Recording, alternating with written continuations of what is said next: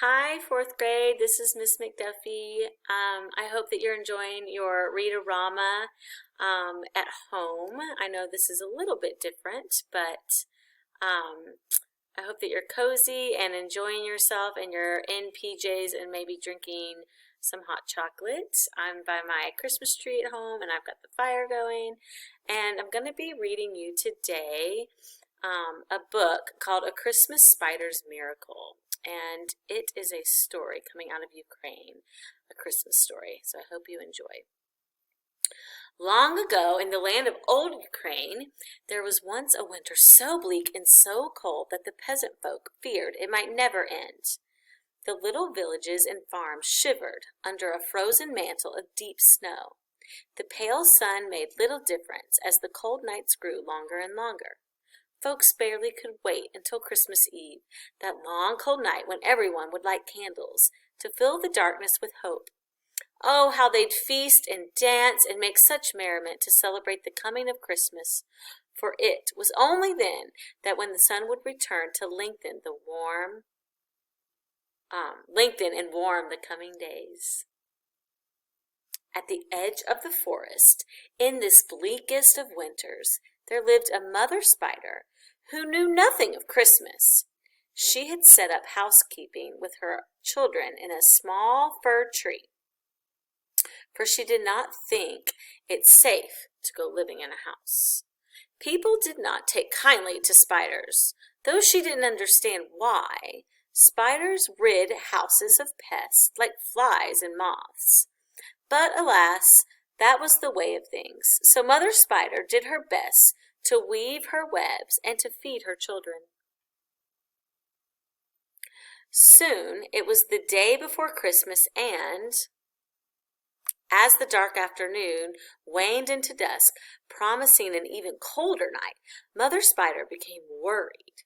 With great care, she spun warm little pockets for each tiny little spider and tucked them in. "Now sleep, my little ones," she whispered. "I'll watch over you." But as Mother Spider wrapped her 8 slender legs around her children, she feared she might not survive this long night. Soon the piercing cold overtook her, and she descended into a deep, silent sleep. Nearby, I'm going to move my picture up. Nearby, in a tumble-down cottage, there lived another mother and her children. The poor peasant woman earned what she could by mending and darning other people's clothes. But there never was anything left over, certainly nothing for Christmas. Now Christmas Eve was almost here. At dusk, the Christmas market was crowded with shoppers. As the poor mother crossed the village square to deliver her mending, festive stalls were overflowing with Christmas wares. Brightly colored toys and twinkling trinkets filled one. Warm woolly mittens and snug embroidered scarves hung in another. Spiced cakes, braided breads, and honey goods were stacked high. Shiny decorations and sparkling tree ornaments were everywhere. Musicians played, acrobats tumbled, puppeteers performed, and jugglers juggled, while the waxy glow of candles warmed the bitterly cold night. The crisp, pine-scented air made folks giddy. Merrily they hurried and scurried to and fro, gathering everything for Christmas. But the poor mother could buy nothing. No gay hair ribbons, nor warm woolly mittens. No honeyed things, not a sprig of greenery, nor the smallest toy, not even the tiniest ornament, nor the thinnest strip of tinsel. No, not one little bit of Christmas could she buy for her children. The only thing she could afford was one spool of thread for mending and a meager soup bone. There was nothing for the woman to do but return home empty-handed. Sorry, I have to keep moving my little screen so you can see the pictures. But when the mother opened the door, her children were rosy with excitement. "Come, dear mother, seat thyself," they cried, prancing and dancing about her. Then, with great fanfare, the The children placed a steaming bowl of watery turnip gruel before their mother, for it was all they had. The mother clapped her hands with joy. "Oh, my dear little ones, you remembered!" For it was the first custom throughout the land for the children to bring their parents a dish of food as a treat on Christmas Eve. She closed her eyes, breathed in the wispy vapors, and took a small sip. The thin turnip gruel warmed her heart and nourished her soul, for it was made by the little hands of her dear children. "Oh my, this is delicious," the mother exclaimed. "You must taste it." Like hungry baby birds in a nest, each child eagerly waited as the mother spooned the gruel into their bowls. What a Christmas feast," cooed the mother. Yes, a feast," chirped the children, all smiling and rubbing their tummies.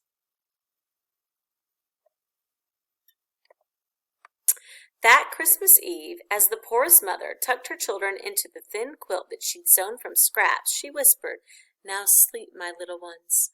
I'll keep watch over you." But the mother's heart was breaking, for she had nothing to give her good children on Christmas morning. At the very least, she decided to fetch a small tree from the forest, even though she had nothing to decorate it with. Outside, the frozen mantle of snow glistened like a diamond-studded cape, its icy blue crystals reflecting the silent shimmering stars above. All was hushed. There wasn't a sound, not a stirring of any kind. The whole world was silent and still, waiting for Christmas. The peasant woman stepped lightly across the frozen crust. Soon she saw a small fir tree at the edge of the forest. "How perfect," she whispered, and took the little tree home. She placed the small fir tree in the window where her children could see it when they awoke. Then she sat at her sewing table and drew patterns of the ornaments she'd seen at the Christmas market: a golden star, a shepherd's hook, a silver bell, a gossamer angel, a crystal snowflake, and a dancing elf. But with only mismatched bits and pieces, frayed odds and ends, a broken button, and snippets of old thread, she couldn't fashion a one. Overwhelmed with sadness, the mother laid her head on the table and slipped into a troublesome slumber. Even though the humble cottage was cold, it was still warmer than the forest. Mother Spider began to stir, then yawned and stretched her 8 slender legs. Suddenly, with great alarm, she realized she was in a house.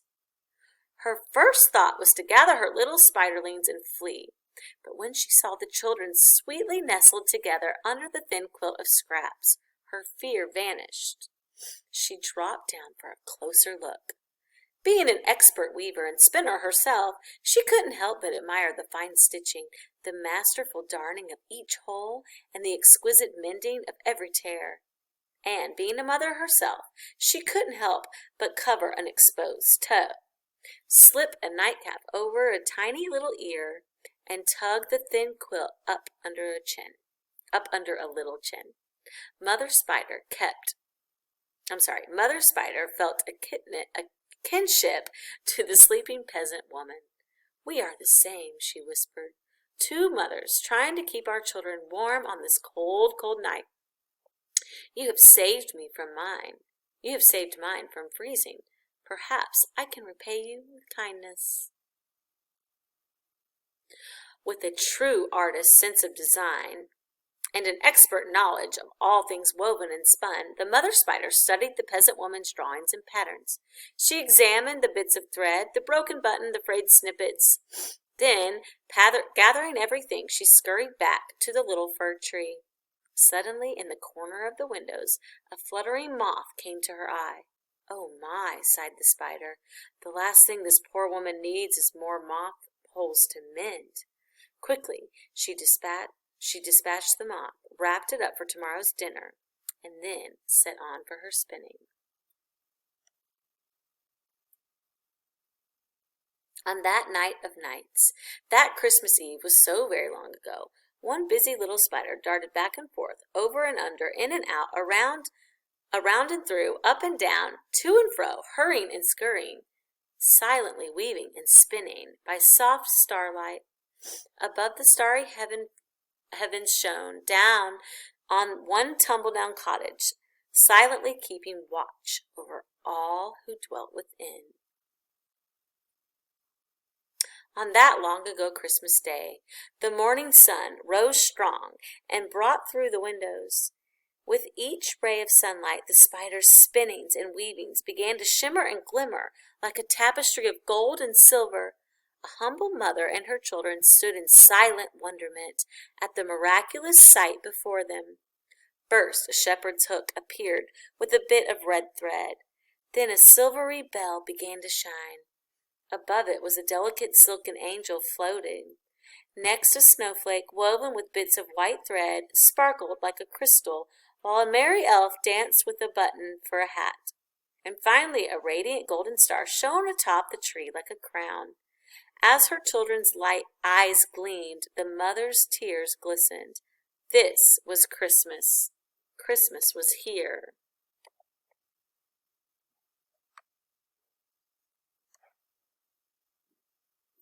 That Christmas day, one family feasted on thin turnip gruel flavored with meager soup bone, while the other dined on a moth.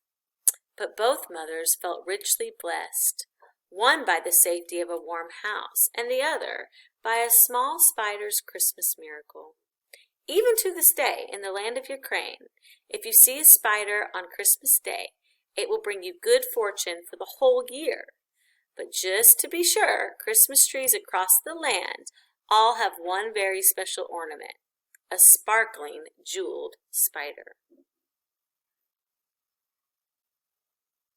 And that is a Christmas spider's miracle. And I hope you enjoyed it.